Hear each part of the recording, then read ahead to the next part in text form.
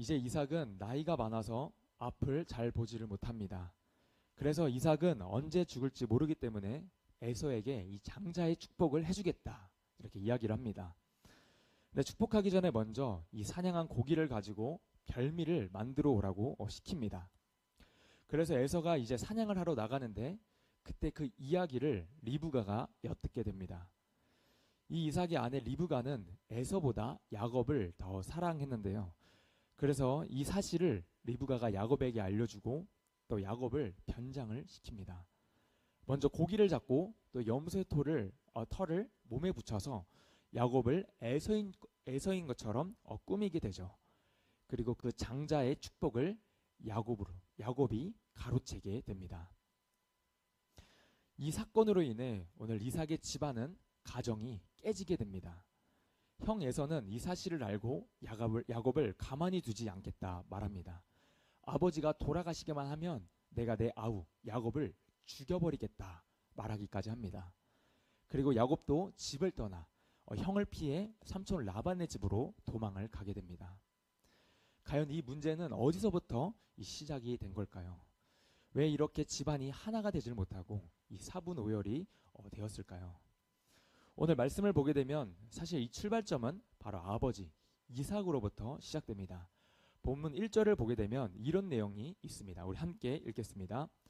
이삭이 나이가 많아 눈이 어두워 잘 보지 못하더니 맏아들 에서를 불러 이르되 내 아들아 하매 그가 이르되 내가 여기 있나이다 하니. 이 앞장에 나온 내용이 뭐냐면 에서가 이제 가나안 헷 족속의 딸들과 혼인하는 장면이 나옵니다. 그때 에서의 나이가 40살이었습니다. 근데 지금 이 사건 이후로 야곱은 에서를 피해 이제 오늘 일어난 사건 이후로 야곱은 에서를 피해 라반의 집으로 도주를 하는데요. 지금 이제 이 야곱의 나이가 몇 살 때 일어난 일이냐면 바로 77세 때 일어난 일이었습니다. 77세. 역으로 이 성경을 추정해 가면 이때 이삭의 나이가 몇 살인지 어느 정도 우리가 알 수 있습니다.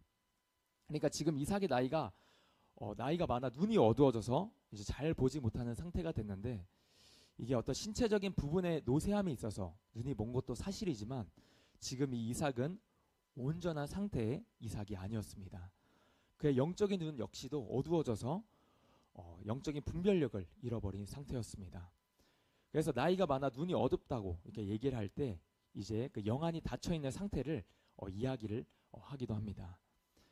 그걸 어디서 우리가 알 수 있냐면 이삭은 사실 에서에게 축복을 하면 안 됐습니다. 창세기 25장에 보게 되면 이미 하나님께서는 이렇게 말씀을 하셨습니다. 창세기 25장 이제 3절 말씀 함께 읽겠습니다. 여호와께서 그에게 이르시되 두 국민이 내 태중에 있구나. 두 민족이 내 복중에서부터 나누이리라.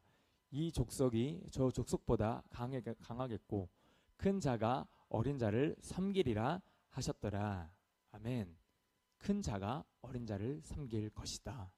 그러니까 에서가 야곱을 섬길 것이라고 하나님께서 어떤 예언적인 선포로 이렇게 말씀을 하셨습니다.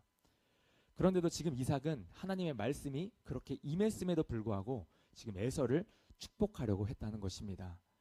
지금 이 상태를 보면 사실 이 영안이 닫혀 있어서 이 제대로 된 분별을 하지 못하는 상태가 되었다고 볼 수 있습니다.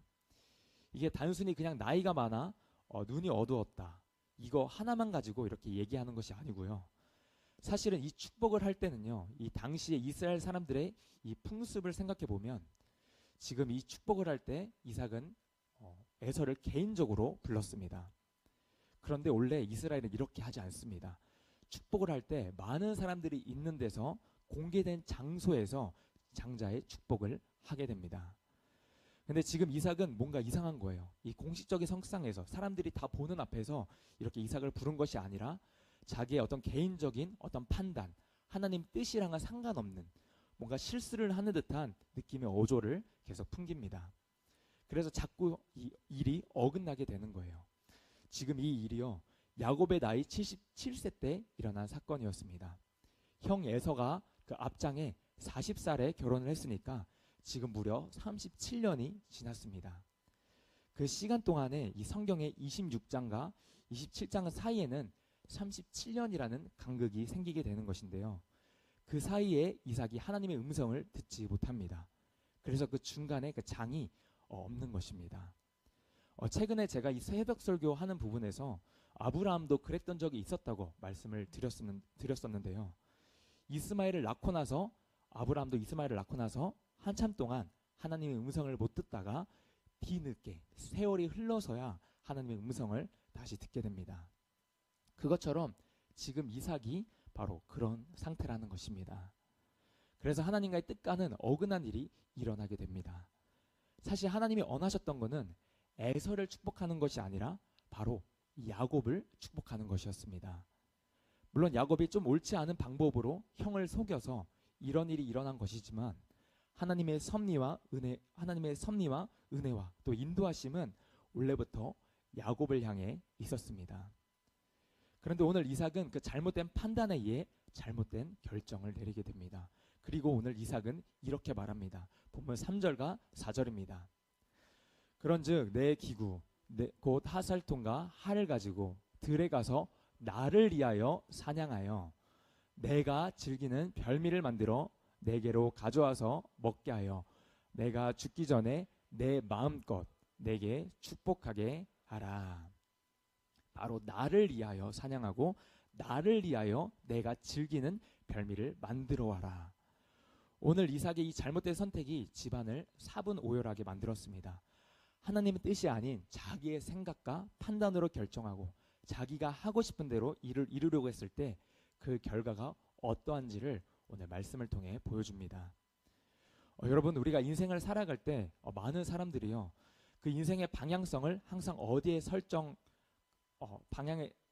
인생의 방향성을 항상 어디에 설정해 두냐면요, 바로 나를 위해서 사는 걸로 설정이 되어 있습니다. 나를 위해서 뭔가 시간을 쓰고 또 나를 위해서 뭔가 투자를 하고 또 나를 위해서 뭔가 이런저런 일들을 하면서 살아갑니다. 왜 그렇습니까? 바로 내가 행복하려고요. 그게 세상이 그렇게 하라고 가르칩니다. 너를 위해 살아라. 남을 위해서 살지 마라. 이렇게 얘기를 하는 것이죠. 그런데 여러분, 그리스도인은요, 나를 위해 사는 삶을 사는 게 그리스도인이 아닙니다. 우리는 바로 하나님을 위한 삶을 살아가야 하는 것이죠. 우리는 하나님이 정말 원하는 뜻이 무엇인지를 항상 깨어서 기도함으로 구해야 되는 것입니다. 성도님들의 여 근래의 삶은 어떤 삶을 살고 계십니까? 내가 진짜 그 영의 눈이 지금 멀어져 가고 있진 않으십니까? 오늘 나온 이삭처럼 우리가 제대로 된 분별을 하지 못하진 않으십니까? 우리가 일상생활 가운데 치여서 세상이 이야기하는 바에 휩싸여서 내가 나를 위해 살아가야 된다는 그 생각 때문에 혹시 하나님의 음성을 못 듣고 있진 않으십니까? 우리 영안이 닫혀있는 상태인데 나는 괜찮다고 생각하고 있는 것은 아닐까요? 여러분, 우리의 그 영적인 눈이 밝아지게 되기를 소망합니다. 하나님의 그 말씀이 계속해서 우리 가운데 들어오고 또 우리가 기도함으로 날마다 이 날이 선 검처럼 깨어서 하나님의 쓰시기에 편한 도구가 되는 사람들이 되었으면 좋겠습니다.